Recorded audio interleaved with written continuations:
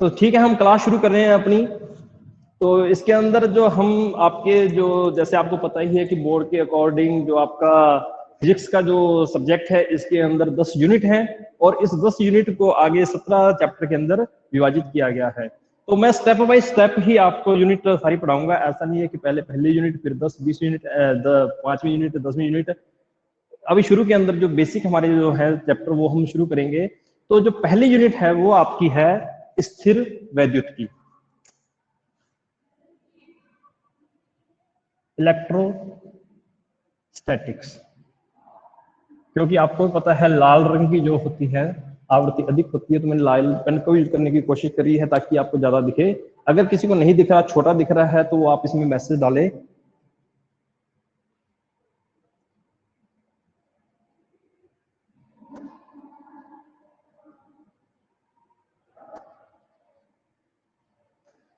तो हम पहली यूनिट शुरू कर रहे हैं, स्थिर वैद्युत की है, इलेक्ट्रोस्टैटिक। सबसे पहले जो अब हम इसकी परिभाषा देते हैं, स्थिर वैद्युतिकी की ही परिभाषा देते हैं। तो स्थिर वैद्युतिकी की जो परिभाषा है वो ये है, स्थिर वैद्युतिकी और इसका दूसरा नाम वैद्युत स्थैतिकी भी बोलते हैं। स्थिर वैद्युतिकी भौतिक विज्ञान की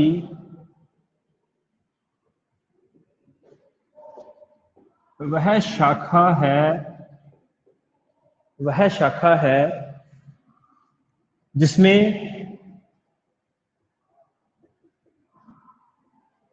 स्थिर आवेश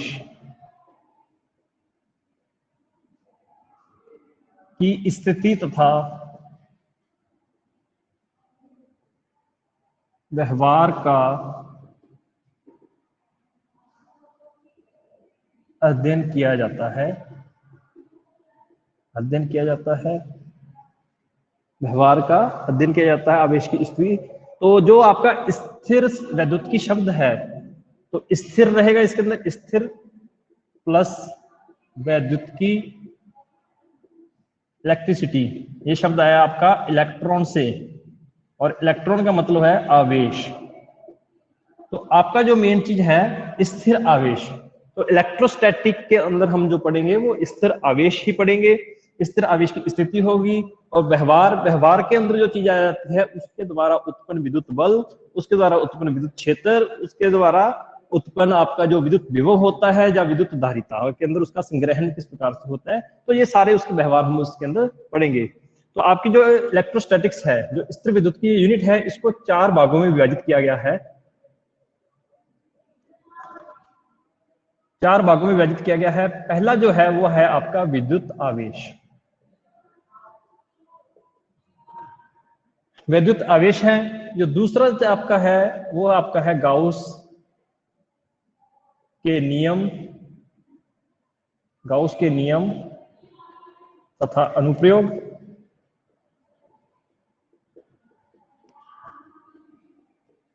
तीसरा जो चैप्टर है आपका, उसके अंदर हम पढ़ेंगे विद्युत विभव, और जो चौथा चैप्टर है उसके अंदर हम पढ़ेंगे विद्युत धारिता। तो ये 4 चैप्टर आपकी पहली यूनिट के हैं, विद्युत स्थिति के, विद्युत आवेश, गाउस के नियम तथा अनुप्रयोग, तीसरा विद्युत विभव और चौथा विद्युत धारिता। तो पहला चैप्टर हम शुरू करने जा रहे हैं जिसका नाम है विद्युत आवेश।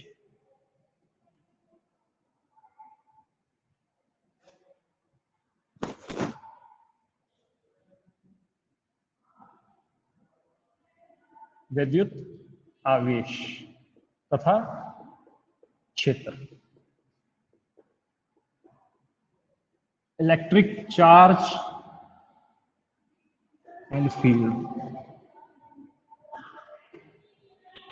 और बोर्ड के हिसाब से बहुत ही इंपॉर्टेंट चैप्टर है, बेसिक है। और इसी चैप्टर के अंदर अगर आपको बेसिक क्लियर रहता है तो आगे चारों चैप्टर आपके बहुत अच्छे क्लियर हो जाएंगे। तो विद्युत आवेश है। सबसे पहले हम विद्युत आवेश की ही परिभाषा देंगे।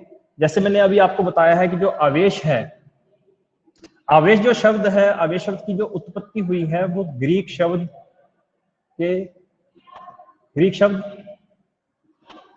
इलेक्ट्रॉन से पैदा हुई है। इलेक्ट्रिसिटी भी इसी से बना है आगे जाकर। तो इलेक्ट्रॉन का जो मतलब है वो है एम्बर, अंबर भी कहते हैं, एम्बर भी कहते हैं। ये एक पदार्थ है। एम्बर एक इस प्रकार का पदार्थ है कि अगर उसे हम ऊनी या रेशमी वूलन जो होती है या आपका सिल्क होता है उसके साथ अगर रगड़ते हैं, घर्षण करते हैं, इनका अगर घर्षण करते हैं तो एम्बर क्या करता है, ये जो धूल के छोटे छोटे कण होते हैं या कागज के छोटे टुकड़े होते हैं उनको आकर्षित करता है। तो इससे क्या पता चलता है कि ये आवेशित हो गया है। नो डाउट आप लोगों ने भी करा होगा, स्केल से आपने जो कागज के टुकड़ों को आकर्षित करने की घटना आपने छोटी क्लासों में करी होगी जरूर।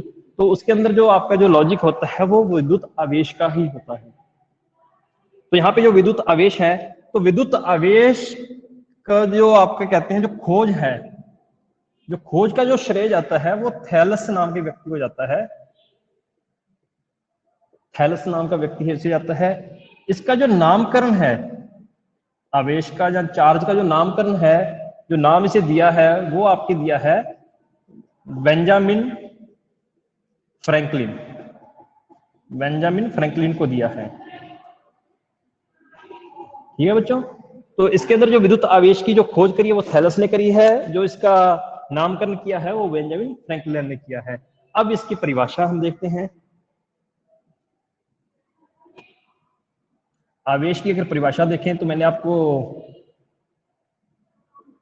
बताया है उसके अंदर जैसे आवेश क्या चीज है। तो आवेश जो है वो पदार्थ का एक मूल गुण है।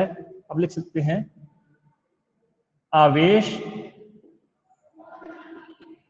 पदार्थ का, किसी पदार्थ का वह गुण है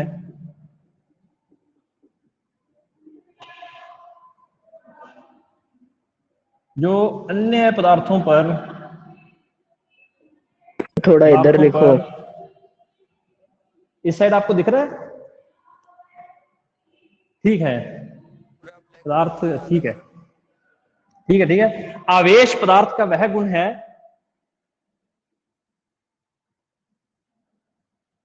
की जो परिभाषा हम यहां से शुरू करते हैं। आवेश पदार्थ का वह गुण है जो अन्य पदार्थों को, जो अन्य पदार्थों पर विद्युत बल या चुंबकीय बल आरोपित करता है। चुंबकीय बल आरोपित करता है मतलब जैसे आपने देखा होगा कि दो चुंबक को अगर पास में लेके आते हो तो उनके बीच में बल महसूस होता है आपको। तो वो किस वजह से है? वो जो पदार्थ के अंदर जो मौजूद आवेश है उसकी वजह से होता है। और आवेश दो प्रकार के होते हैं। आवेश दो प्रकार के होते हैं। पहला आपका जो होता है वो धनावेश होता है। क्या होता है? धनावेश। अगर छोटा दिख रहा है तो मैं बड़ा लिख देता हूं। और जो दूसरा होता है आपका वो होता है ऋणावेश। यहां तक आपको दिखता है। आवेश दो प्रकार के होते हैं, धनावेश होता है, ऋणावेश होता है। ठीक है। तो आवेश मैं दोबारा से मिटाने जा रहा हूं, फिर बता देता हूं आवेश की परिभाषा। आवेश किसी पदार्थ का वह गुण है जो अन्य पदार्थों पर विद्युत बल या चुंबकीय बल आरोपित करता है। और यह दो प्रकार का होता है, धनावेश और ऋणावेश। धनावेश के अंदर आप देखें, धनावेश क्या होता है? पॉजिटिव चार्ज बोलते हैं इसको।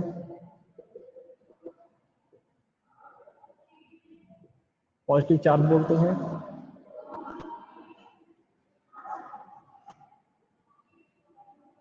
धनावेश के अंदर सामान्यतः क्या होता है कि कोई भी जो पदार्थ होता है, वस्तु होती है, वो उदासीन होती है, ना वो धनावेशित होती है ना ही ऋणावेशित होती है।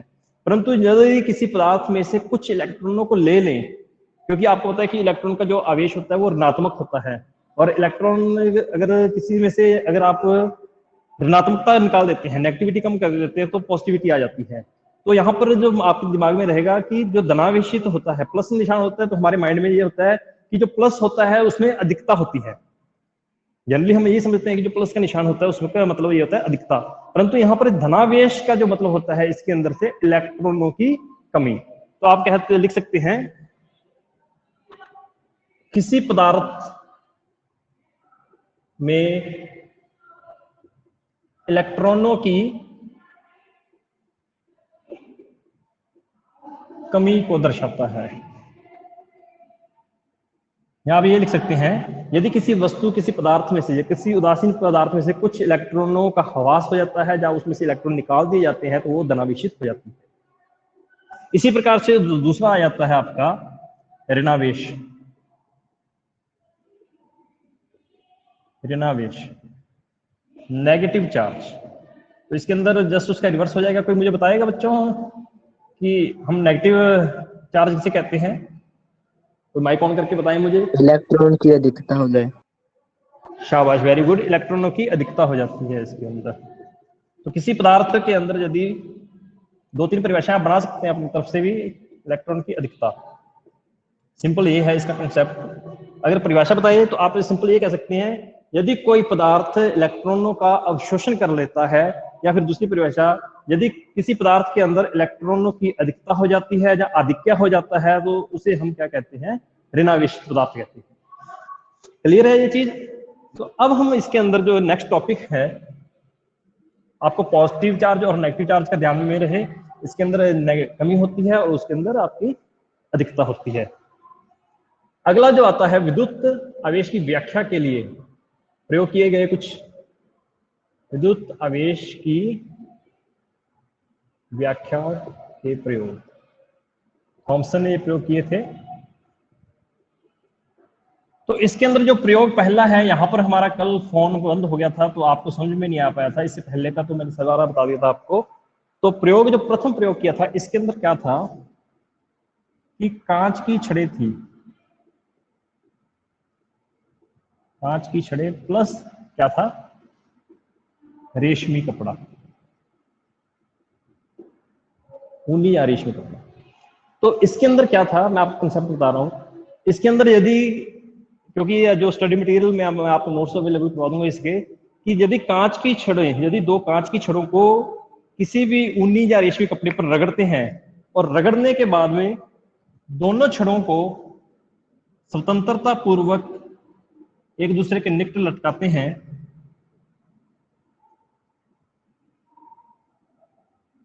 स्वतंत्रता पूर्वक एक दूसरे के निकट लटकाते हैं, तो ये दोनों एक दूसरे को क्या करती हैं?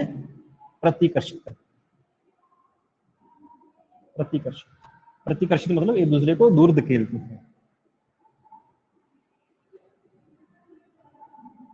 इसी प्रकार से जो दूसरा प्रयोग किया गया, दूसरे प्रयोग के अंदर क्या किया गया, यहां पर आपको दिख रहा है, दूसरा प्रयोग करा गया। इसके अंदर क्या था आपके पास? एबोनाइट, एबोनाइट, मैं क्लियर लिखने की कोशिश कर रहा हूं आपको साफ दिखे। प्लास्टिक, एबोनाइट, यहां प्लास्टिक की छड़, छड़ों को जब बिल्ली के फर, द फर ऑफ कैट, बिल्ली के जो आपके फर होते हैं जिसे हम समूर कहते हैं, समूर, बिल्ली के बाल ही होते हैं। तो जब दो एबोनाइट या दो प्लास्टिक की छड़ों को बिल्ली के समूर पर रगड़ने के बाद में स्वतंत्रता पूर्वक जब लटकाते हैं तो दोनों एक दूसरे से दूर हटती हैं, एक दूसरे को दूर धकेलती हैं, अर्थात प्रतिकर्षित करती हैं। सेम डायग्राम इसके लिए भी यही है, परंतु इसमें आपने ये पॉजिटिव बताना है, ये कांच की छड़ें हैं, और यहाँ पर जो छड़ आप लटकाएंगे वो आपकी क्या होंगी? नेगेटिव छड़ें होंगी, नेगेटिव चार्ज वाली छड़ होंगी। ये आपकी क्या है? प्लास्टिक या एबोनाइट की छड़। तो पहले प्रयोग के अंदर हमारे पास क्या थी? कांच की छड़ और आपका रेशमी कपड़ा था। कांच की छड़ों को हमने क्या करा? रेशमी कपड़े के ऊपर रगड़ कर दूर उनको आपस में लटकाया तो एक दूसरे को प्रतिकर्षित किया। और जब हमने एबोनाइट की छड़ या प्लास्टिक की छड़ों को बिल्ली के समूर पर रगड़ा तो दोनों को जब लटकाया उनको पास में तो उन दोनों ने भी एक दूसरे को दूर करा। फिर तीसरा प्रयोग करा इसका, यहां पर आपको दिखेगा, इस जगह पर दिखेगा, जब इसका तीसरा प्रयोग आपको करा, तीसरे प्रयोग के अंदर क्या करा, तीसरे प्रयोग के अंदर इन्होंने जो करा कि जो कांच की एक छड़ ली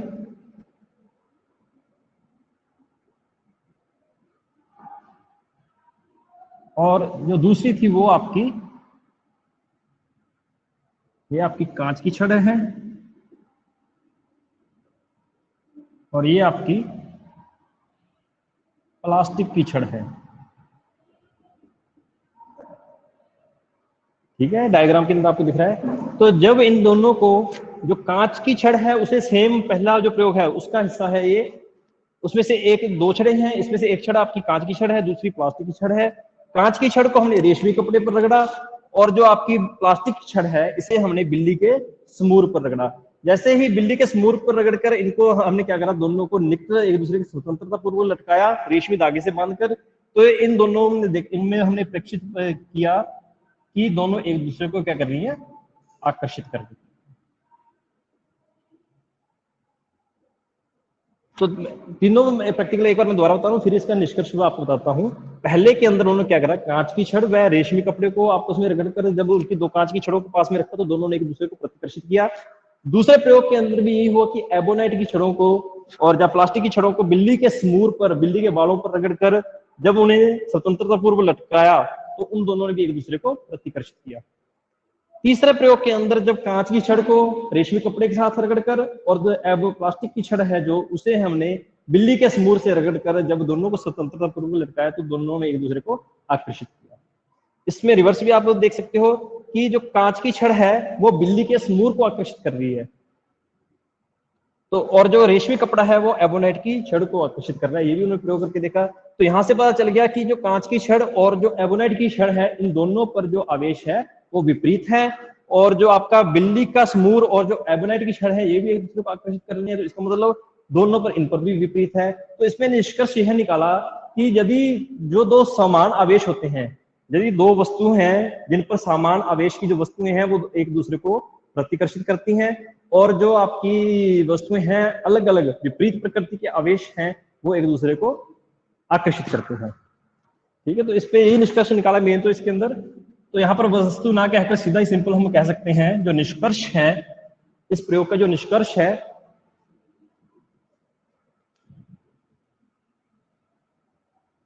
सर, दो वस्तुओं को रगड़ने पर एक पर पॉजिटिव और एक पर नेगेटिव चार्ज नहीं आता क्या? बिल्कुल बिल्कुल। तो सर आपने तो दोनों पर पॉजिटिव कर दिया। दोनों पे पॉजिटिव बता दिया, और मैंने आपको बताया कि दोनों जो वस्तुएं हैं वो समान है। दोनों जो यहाँ पर जो छड़ें लटकाई हैं, यहाँ पर जो छड़ें लटकाई हैं मैंने, ये दोनों ही कांच की छड़ें हैं, ना कि रेशमी कपड़ा। मतलब मैंने ये कहा आपको शुरू पहले जो प्रैक्टिकल है उसके अंदर ये कहा है कि जो कांच की छड़ें हैं, दो कांच की छड़ों को रेशमी कपड़े पर लटकाने पर, अब दो वस्तुएं एक जैसी हैं और दोनों को आपस में लटकाएंगे तो दोनों पे आवेश तो समान ही आएगा, और जो नेगेटिव चार्ज है वो किस पर चला गया, जो नेगेटिव चार्ज है वो रेशमी कपड़े पर चला गया। कांच की छड़ों पर तो धनात्मक ही रहेगा, जो नेगेटिव चार्ज है वो आपका ऋणात्मक, जो आपका नेगेटिव चार्ज है वो रेशमी कपड़े पर रहा है, और जो पॉजिटिव चार्ज है वो आपकी कांच की छड़ों पर आ गया। और जैसे ही इन दोनों छड़ों को हम पास लाए, जैसे ही हम इन दोनों छड़ों को पास में लेके आए तो दोनों ने प्रतिकर्षित किया। सेम इसी प्रकार से हमने ये क्या करा, जो प्लास्टिक की छड़ें हैं उसको बिल्ली के कपड़े, बिल्ली के जो बाल होते हैं, जो बिल्ली का समूर होता है उसके ऊपर रगड़ा, और दोनों प्लास्टिक छड़ों को जैसे पास में लेके आए तो दोनों ने प्रतिकर्षित किया। अगर दोनों पे अलग होता तो आकर्षित करती, अब दोनों ने प्रतिकर्षित किया क्योंकि वो दोनों प्लास्टिक की छड़ें हैं। तो इसका मतलब जो क्या है, जो प्लास्टिक छड़ है उस पर ऋणात्मक आवेश आ गया, और जो बिल्ली के फर है उस पर धनावेश हो गया, धनावेश आ गया। उसके बाद में जो तीसरा प्रयोग करा, तीसरे प्रयोग के अंदर जो आप कह रहे हो बात, उसके अंदर हमने तीसरे प्रयोग में वो करी कि एक तो हमारी क्या थी, एक हमारी जो थी कांच की छड़ थी, और जो दूसरी थी वो हमारी क्या थी, प्लास्टिक की छड़ थी। अब आपको पता है कि हमने पहले प्रयोग के अंदर जो हमने कांच की छड़ ली थी उस पर धनावेश आया हुआ था, और जो हमारी जो दूसरी छड़ थी प्लास्टिक छड़, इस पर कौन सा आया हुआ था, ऋणावेश आया था। तो इन दोनों ने एक दूसरे को क्या करा, आकर्षित किया। अब क्लियर है आपको? नो डाउट ऐसे डाउट आपको आते रहेंगे, बिल्कुल अच्छी बात आपने पूछा है, पूछना चाहिए। तो मुझे भी अच्छा लगा आप लोगों ने पूछा, और नहीं तो मैं ये समझ रहा हूँ कि आप सभी को समझ में आ रही है ये चीज। तो यहाँ पर जो छड़ें लटका रहे हैं ये एक ही पदार्थ की हैं, इसमें भी एक ही पदार्थ की छड़ें हैं, यहाँ पर दो विभिन्न पदार्थों की छड़ें हैं।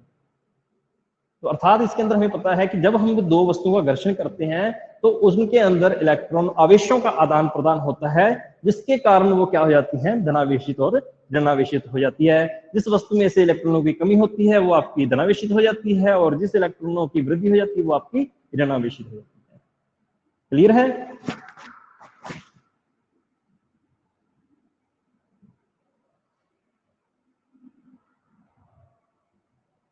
तो यहां पर यह निष्कर्ष निकाला, यहां पर जो निष्कर्ष निकाला, जिसे हम आवेशों के मूल गुण भी कह सकते हैं, कि जो सजातीय आवेश होते हैं, वस्तुएं ना लेकर हम सिंपल सजातीय, या हम कह सकते हैं समान प्रकार के, लाइक चार्जेस, समान प्रकार के सजातीय आवेशों के मध्य क्या होता है भाई, आवेशों के मध्य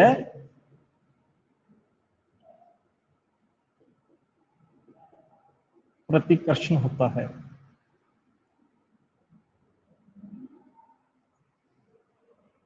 दूसरा जो निष्कर्ष उसमें निकाला वो क्या निकाला, कि जो विजातीय होते हैं, विजातीय मतलब विपरीत प्रकार के आवेशों के मध्य क्या होता है, आकर्षण होता है।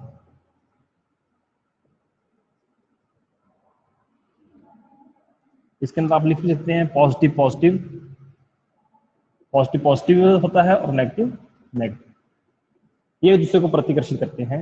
इसके अंदर जो पॉजिटिव नेगेटिव, नेगेटिव पॉजिटिव, ये एक दूसरे को आपस में आकर्षित करते हैं। पॉजिटिव और नेगेटिव आकर्षित करते हैं, या नेगेटिव पॉजिटिव दोनों लिख सकते हो आप इसके अंदर, तथा पॉजिटिव पॉजिटिव अपने एक दूसरे को प्रतिकर्षित करेंगे और नेगेटिव नेगेटिव प्रतिकर्षित करेंगे। ये मेन कंसेप्ट है हमारा। आगे हम जैसे ही नई परिभाषा देंगे तो वहां पर इस कंसेप्ट को हम लेंगे। तो ये दोनों सभी स्टूडेंट्स, जितने भी यहाँ पर स्टूडेंट्स हैं, लगभग जो भी स्टूडेंट्स यहाँ पर हैं क्लास के अंदर, वो सारे इस चीज का ध्यान दें कि इसको ध्यान में आपने रखना है कि जो समान प्रकार के जो आवेश होते हैं वो आपस में क्या करते हैं, प्रतिकर्षित करते हैं एक दूसरे को, और जो विपरीत आवेश होते हैं वो क्या करते हैं, एक दूसरे को आकर्षित करते हैं। क्लियर है यहाँ पर? Yes sir. ओके, तो अब अगला हम जो शुरू करते हैं बच्चों, जो टॉपिक है आवेशन प्रक्रिया, या सिंपल लिख सकते हैं आवेशन के प्रकार। आवेशन के प्रकार मतलब किसी भी वस्तु को किस प्रकार से आवेशित की जाती है उसे हम आवेशन प्रक्रिया कहते हैं। कि वस्तु पर जो आवेश आता है वो किस प्रकार से आता है, कैसे वो धनावेशित होती है, कैसे ऋणावेशित होती है। कंसेप्ट आपको क्लियर है कि धनावेशित है तो इसका मतलब उसमें से इलेक्ट्रॉन निकलेंगे, और अगर ऋणावेशित है तो आपको पता है कि उसमें इलेक्ट्रॉनों की वृद्धि आएगी। राइट, तो आएगी कैसे, जो है तो जो प्रक्रिया है, जो पहला प्रकार है वो है घर्षण द्वारा आवेशन। घर्षण द्वारा आवेशन, और हमें ये देखना भी है जो हम प्रक्रियाएं जो विधियां ले रहे हैं इनमें किस प्रकार का आवेशन होता है। तो ये मेन कंसेप्ट रहेगा इसके अंदर। और जो दूसरा आपके पास आ जाता है संपर्क द्वारा आवेशन, संपर्क या स्पर्श द्वारा आवेशन, कॉन्टैक्ट चार्जिंग है। तीसरा जो है वो आपका प्रेरण द्वारा आवेशन। ठीक है, सर संपर्क को चालन कह सकते हैं। चालन कहते हैं, बिल्कुल। जो आपका पूरा नाम अगर देंगे इसके अंदर, चालन आवेशन बोलते हैं। कॉन्टैक्ट जो होता है, कंडक्शन जो होता है। घर्षण द्वारा आवेशन, फ्रिक्शन जो वाला आपका। संपर्क स्पर्श द्वारा आवेशन, जिसके अंदर जो जो आपका आवेशों का चालन होता है, तो हम इसको ओवरऑल हम इसका नाम दे देंगे चालन आवेशन। जो आपका तीसरा है वो प्रेरण आवेशन है, मतलब प्रेरण द्वारा इंडक्शन। तो जो आपकी प्रथम जो दो विधियां हैं इसके अंदर जो क्या होता है, संपर्क होता है, कॉन्टैक्ट होता है, दो वस्तुओं के मध्य कॉन्टैक्ट होता है। और ये वाला जो है ये नॉन कॉन्टैक्टिंग है, इसमें संपर्क नहीं होता। शॉर्ट में आप लिख भी सकते हो, ये नॉन कॉन्टैक्टिंग है और ये कॉन्टैक्टिंग है।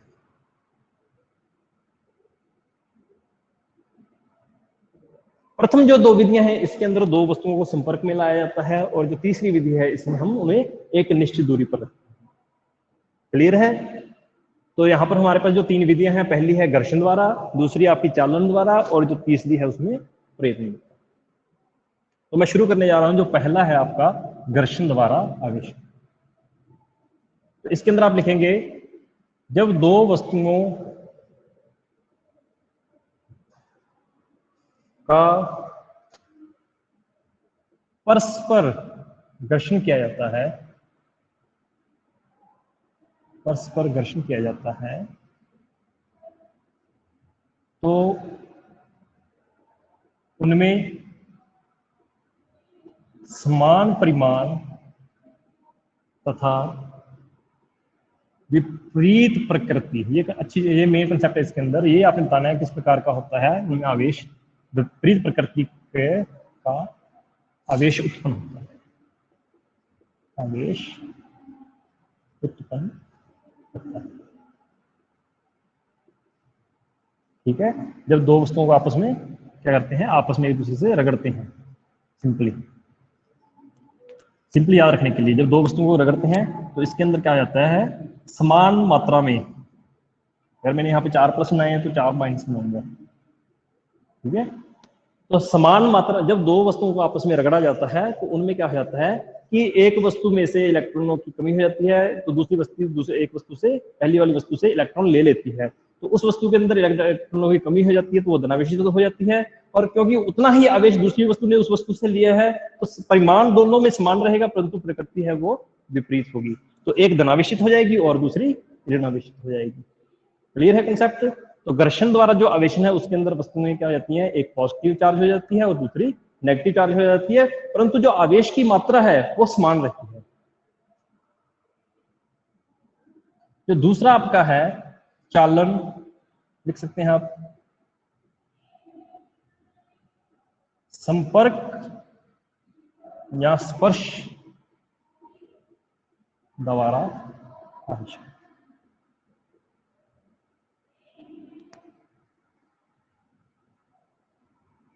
इसके अंदर जो हमने घर्षण करा था, इसमें जो वस्तुएं पहले दोनों ही वस्तुएं उदासीन थी, दोनों ही वस्तुएं उदासीन थी। जब उनको हमने आपस में रगड़ा तो एक धनावेशित होगी, एक ऋणावेशित होगी, परंतु उसमें आवेश की जो मात्रा है वो समान रहेगी। परंतु जो चालन है इसके अंदर भी संपर्क हो रहा है, इसके अंदर भी हम संपर्क कराते हैं। इसमें हमारे पास क्या होता है, एक पूर्व आवेशित, क्या होता है आपकी एक पूर्व आवेशित वस्तु होती है, वस्तु को, पूर्व आवेशित वस्तु को उदासीन वस्तु के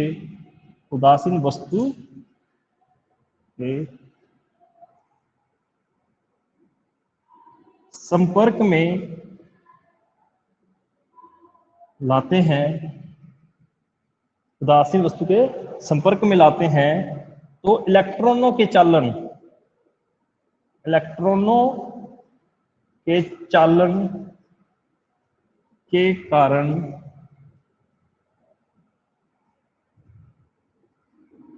उदासीन वस्तु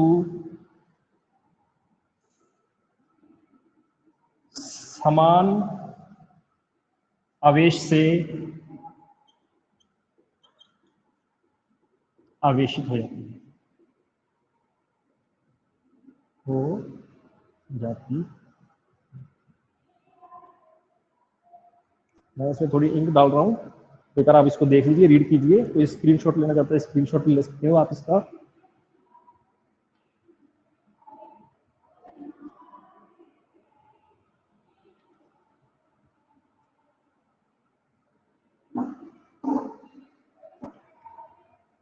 शब्द आ रहे हैं सभी को क्लियर इसके अंदर?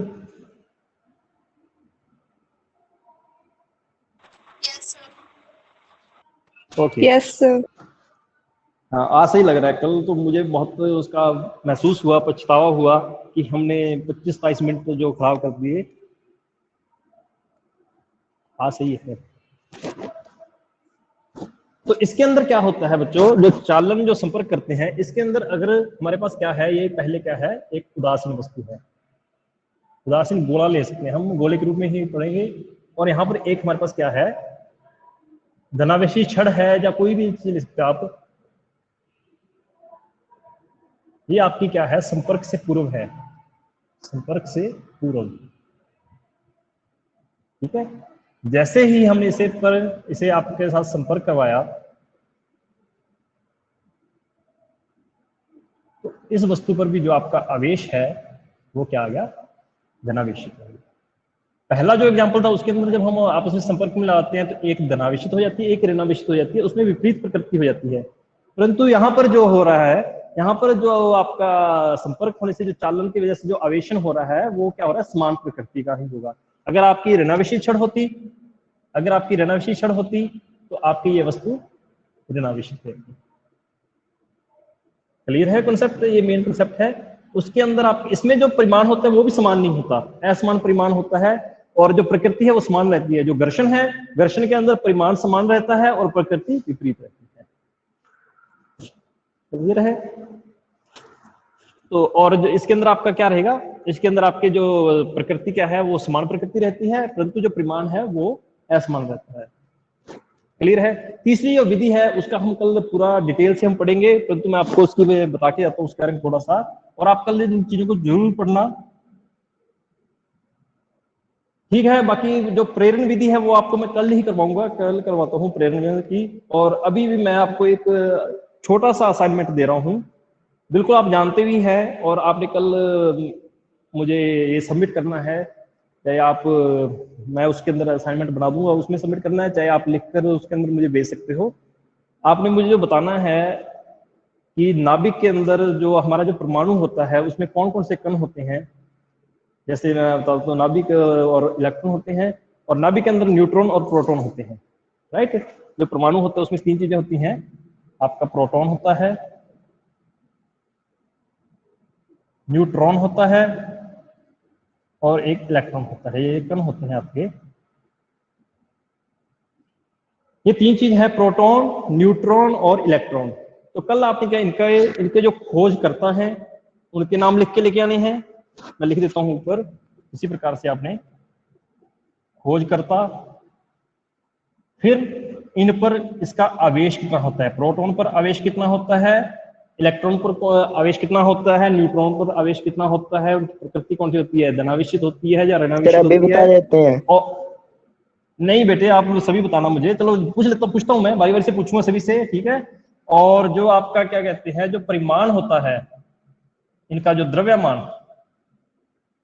द्रव्यमान जो होता है वो कितना होता है। नो डाउट पता है, आपने 11वीं में पढ़ी है ये चीजें, परंतु हमें रिवाइज करनी जरूरी है इस चैप्टर के लिए। यहाँ पर आपके प्रोटॉन और न्यूट्रॉन और इलेक्ट्रॉन सभी का, अल्फा बीटा गामा सभी कणों का आपका यहाँ पर कंसेप्ट आएगा, न्यूमेरिकल्स आएंगे, और बकायदा न्यूमेरिकल्स हम सॉल्व करेंगे। तो अभी कौन बता रहा था मुझे, आप चैट भी कर सकते हो मेरे साथ अब 5 मिनट के लिए। कोई पूछना चाहता है, कोई डाउट किसी प्रकार का।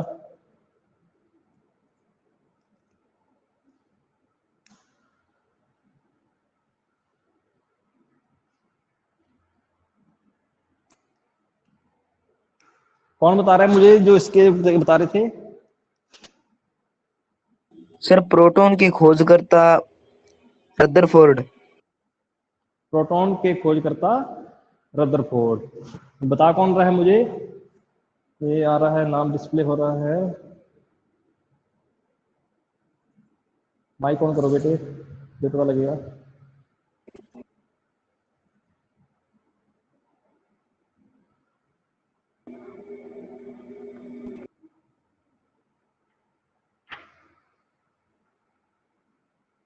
चलो ठीक है, अभी जवाब मेरे पास नहीं आ रहा, आ गया था कुछ, थोड़ा सा आ गया था, थोड़ा सा रह गया है।